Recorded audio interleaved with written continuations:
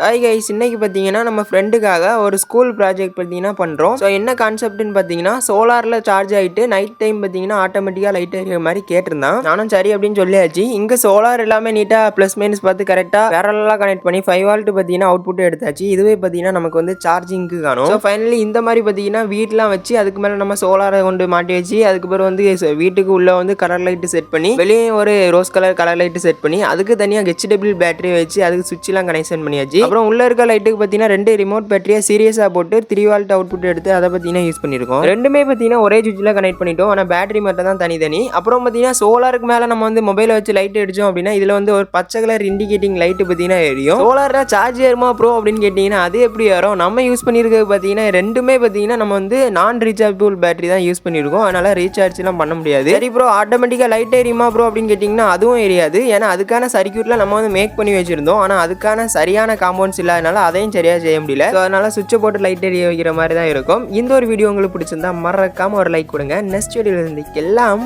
Bye guys.